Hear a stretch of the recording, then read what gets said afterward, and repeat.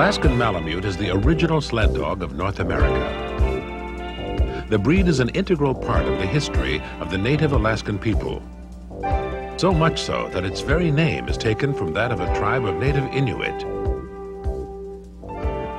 These hard-working dogs impressed early Russian explorers by their remarkable strength and endurance.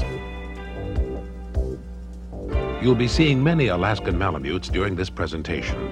Some are outstanding examples of the breed. Others are less so. But all are representative examples and will help your understanding of the Malamute. Now, let's begin.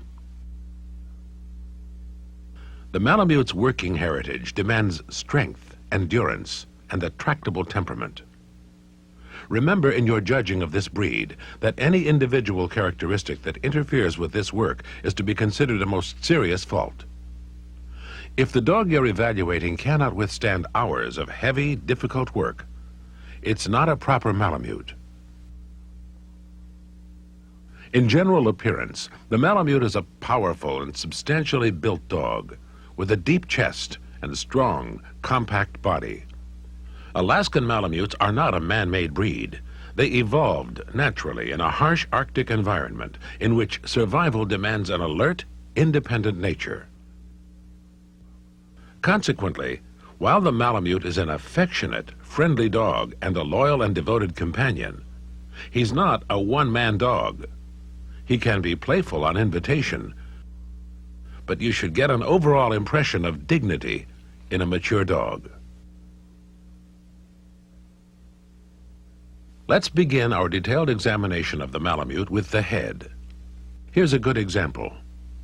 The head must be in proportion to the size of the dog, so as not to make the dog appear clumsy or coarse. Overall, the head should indicate a high degree of intelligence.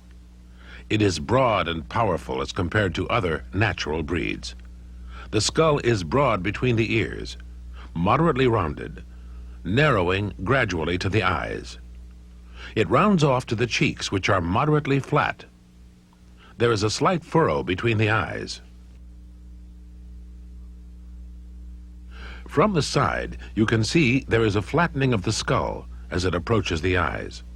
There is little break from skull to muzzle. The muzzle itself is large and bulky in proportion to the size of the skull. There is only a slight diminishing in width and depth from its junction with the skull to the nose. The nose is black, although a snow nose is often seen in winter. How would you evaluate this dog's head? The muzzle is narrow and snipey. This is a fault.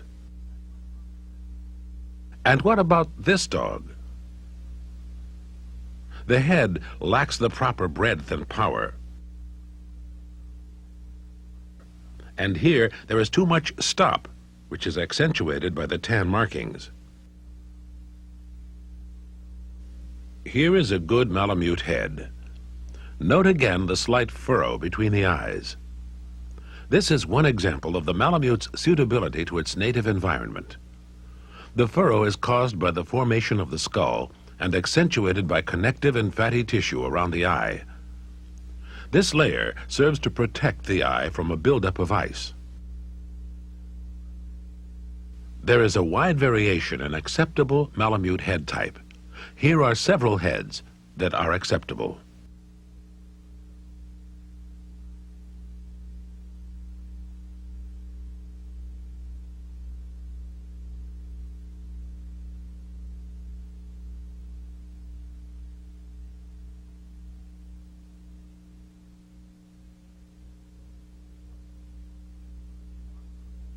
Lips are close-fitting. The upper and lower jaws are broad, with large teeth, meeting in a scissors bite. While it is not specified in the standard, complete dentition is desired. An overshot or undershot bite is a fault.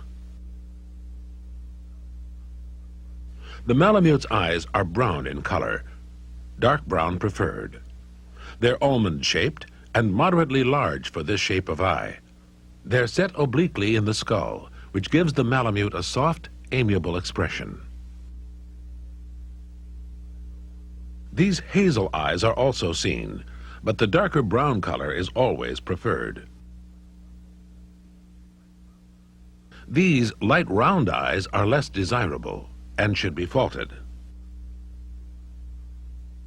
Blue eyes are a disqualification. Here again are the correct Malamute eyes, dark in color, almond-shaped, and moderately large. These are also correct Malamute ears. They're of medium size, but small in proportion to the head. See how the upper halves of the ears are triangular in shape and are slightly rounded at the tips. They're set wide apart on the outside back edges of the skull. The lower part of the ear joins the skull on a line with the upper corner of the eye. When the ears are erect like this, they have the appearance of standing off from the skull, as opposed to a vertical ear. The ears will point slightly forward, like these are, when they're erect, but may be folded against the skull when the dog is at work. You can see how the ears have thick, well-furred leather. These ears are too large and are set too low. High-set ears should be faulted. Ear set, size, and placement help to determine the good Malamute expression seen here. Note also this dog's good proportions of muzzle and skull, close-fitting lips, and correct eye shape and placement.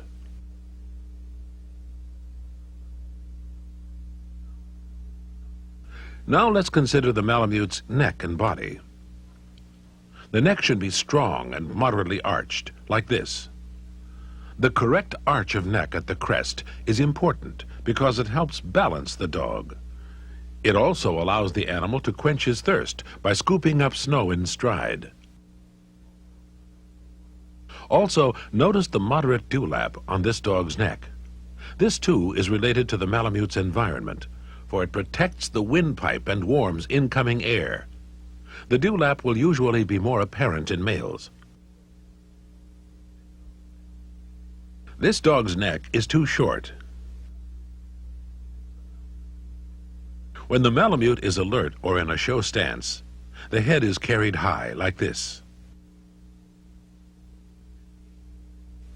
When gaiting in the show ring, or when the dog is pulling a light load, the head will drop, so it's nearly level with the top line like this.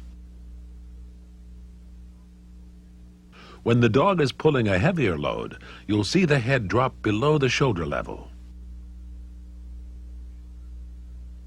The shoulders themselves are well muscled and moderately sloping.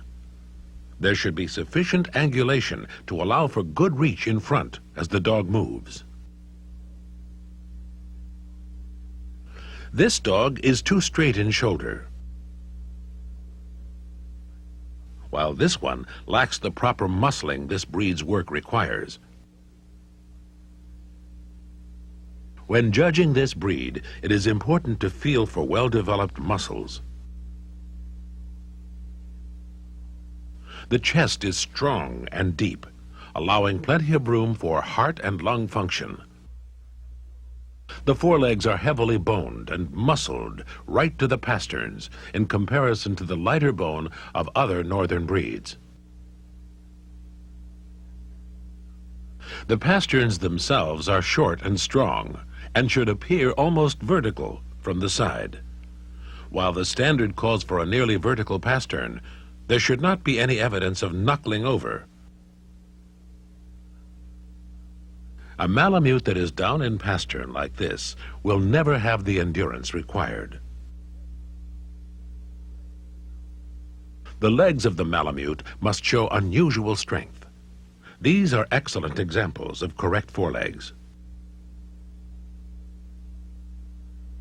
These forelegs, however, are incorrect, as they are too fine-boned and lack the necessary strength. The front feet are large and compact, with toes tight-fitting and well-arched, as seen here. Pads are thick and tough, and toenails short and strong. The snowshoe-like feet help the Malamute move efficiently through deep snow. There should be a protective growth of hair between the toes. What about this dog's feet? They are flat, which is a serious fault. Remember that any unsoundness in feet or legs, standing or moving, is to be considered a serious fault. Here is another example of the proper front assembly, with moderately sloping shoulders, powerful front legs, almost straight pasterns, and large, compact feet. The body is strong and compactly built, like this, but not short-coupled. The back is straight and gently sloping to the hips. This can best be assessed by seeing the dog gaiting from the side. The loins are well muscled and moderately short, but not so short as to interfere with the typical, easy, rhythmic stride of the Malamute. This dog is too long in body. This dog is too long in loin. This tends to weaken the back and is a fault. The Malamute's heavy coat can give the illusion of a dip behind the withers. Be sure to feel with your hands to determine actual structure. Heavy coat over the rump can also be deceiving and may make the dog appear high in the rear when actually he is not. The tail is moderately set, in a continuous line with the spine. It's well furred and carried over the back when the dog is not working. The tail is a plume, a distinctive feature of this breed. Tail length is another survival-related characteristic of the Malamute. The tail should be of sufficient length to cover the nose and legs when the dog is in repose. This is difficult to assess in the show ring. Sufficient tail length, that is, a tail that reaches at least to the hock, is seen here. This tail is too short. This dog's tail is incorrect. It lies too flat to the back. Remember, you should see daylight between the tail and the back. This one falls to one side of the body. This is a fault, as are tails that are short-furred and carried like a fox brush. Natural tail set and carriage is best assessed while the dog is gaiting. This dog's tail is being carried correctly. Hind legs are broad and powerfully muscled through the thighs, like these. Stifles are moderately bent, and hock joints are broad and strong, moderately bent, and well let down. This rear is overangulated. There is too much rear angulation to balance with the front. This dog, however, is too straight in the rear. The legs of the Malamute must indicate unusual strength and tremendous propelling power.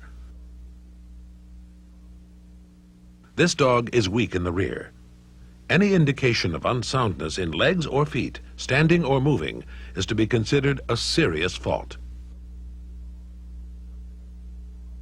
Note that dew claws on the hind legs are not desirable and should be removed.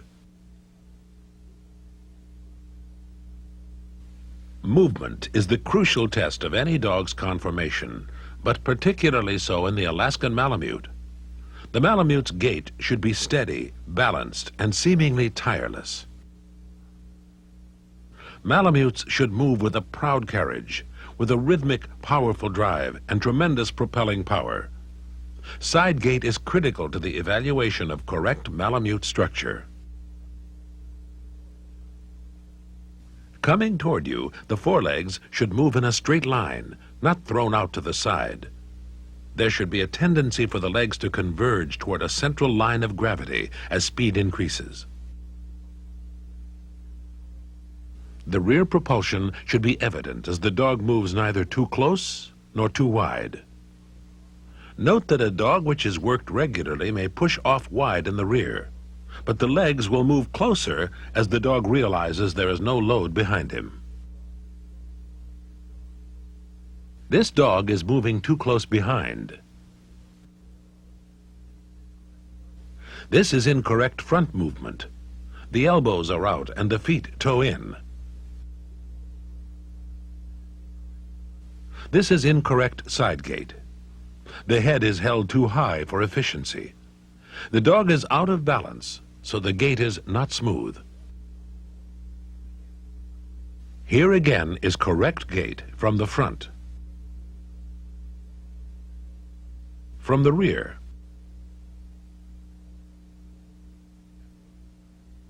and from the side. Steady, smooth, powerful, balanced. Notice the correct carriage of head, neck, and tail, and the firm top line.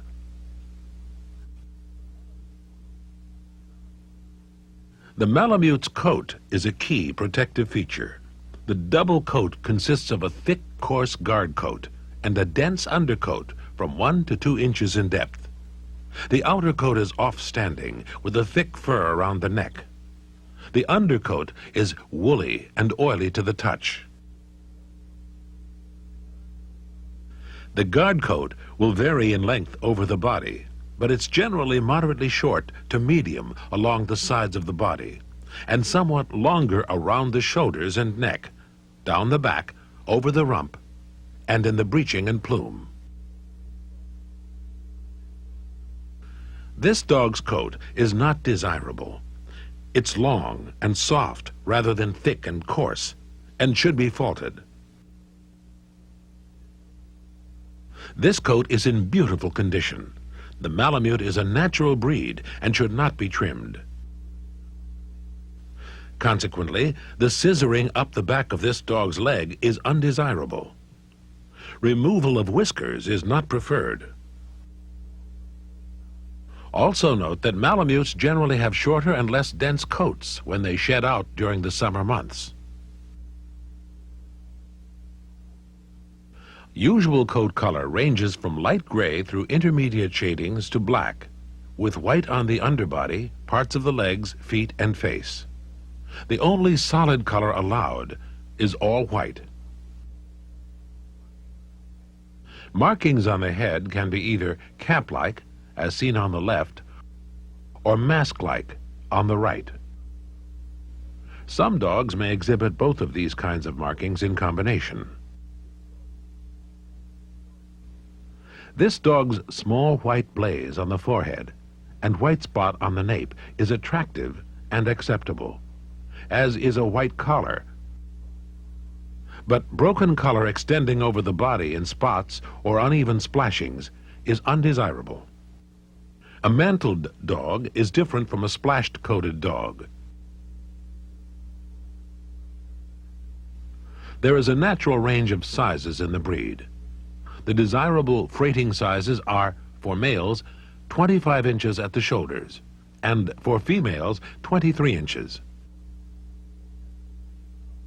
As for weight, males should be 85 pounds, females 75 pounds. Even though the standard is quite explicit in this category, size should never outweigh proper type, proportion, and functional attributes.